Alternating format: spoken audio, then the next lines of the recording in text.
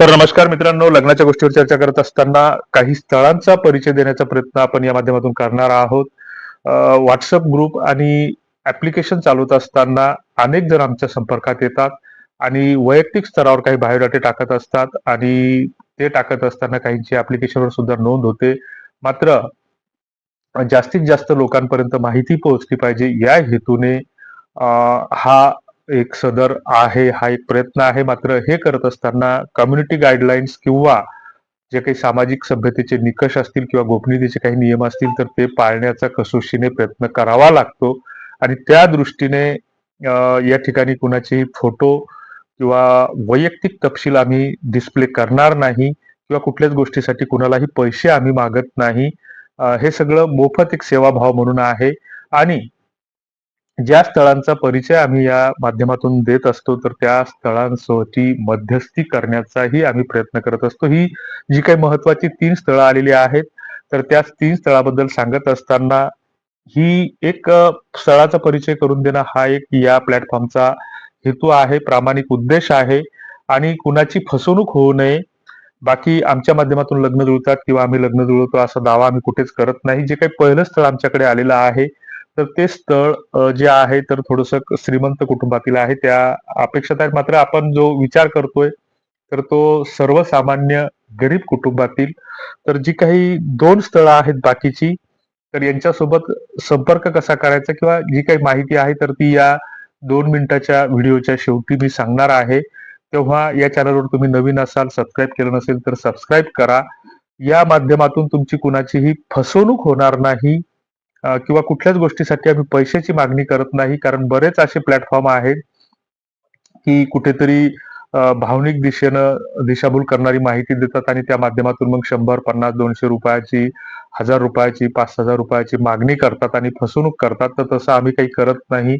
अ, मात्र स्थळाचा परिचय सांगत असताना जे काही एक स्थळ आमच्याकडे आलेलं आहे, तर त्या स्थळाबाबतचे जे काय आहे तर घटस्फोटित आहे, विना अपत्य आहे आणि अशा स्थितीमध्ये जर कुणी त्या हिशोबातील घटस्फोटित एखादं स्थळ असेल किंवा कोणी स्वीकारायला तयार असेल, तर तुम्ही त्याचे फोटो वगैरे तुम्हाला मी दाखवणार आहे. बायोडाटा पण तुम्हाला पाहायला मिळेल, इतर मजकूर पण.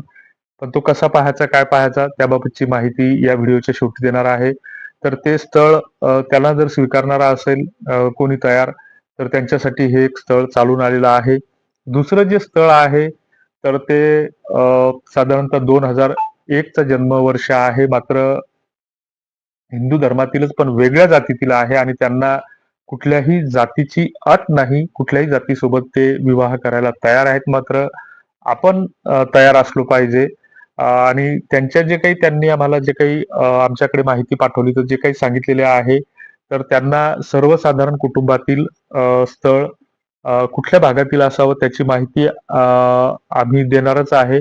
मात्र ते स्थळा सोबत जर कुणी लग्न करायला तयार असेल आंतरजातीय विवाहासाठी, कारण हिंदूमध्ये अनेक जाती आहेत.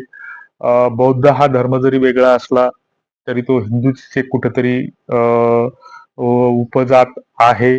आता काही धर्मांतरित झालेल्या आहेत आणि हिंदूमध्ये आणखीन अशा काही जाती आहेत, की भरपूर साऱ्या जाती आहेत. मग त्याच्यामुळं ह्या स्थळाचा आम्ही त्यांनी आग्रह धरला म्हणून परिचय देत आहे आणि पाहता क्षणीच पसंत पडतील अशी ही स्थळं आहेत. तर याच्यासाठी जे काही आहे, तर तुम्हाला त्याच्यासाठी या स्थळांची इतर मजकूर, संपर्क कसा करायचा, माहिती कुठं पाहायची, फोटो कुठं पाहायचे, तर त्याबाबतच्या तपशिलासाठी तुम्हाला खाली जी काही डिस्क्रिप्शन बॉक्समध्ये लिंक दिलेली आहे, तर ती लिंक तुम्हाला क्लिक करावी लागेल. त्या लिंकवर सगळी माहिती आहे. मात्र त्याच्यासाठी तुम्हाला आमचं जॉईनचं सबस्क्रिप्शन घ्यावं लागेल, ज्याच्यासाठी तुम्हाला महिन्याचे ₹29 द्यायचे आहेत आणि त्याच्यामध्ये अनेक स्थळांचा तुम्हाला परिचय मिळणार आहे. जर योग्य वाटलं तर ते जॉइन करा. नसेल तर आमची काहीही हरकत नाही. तूर्तास धन्यवाद.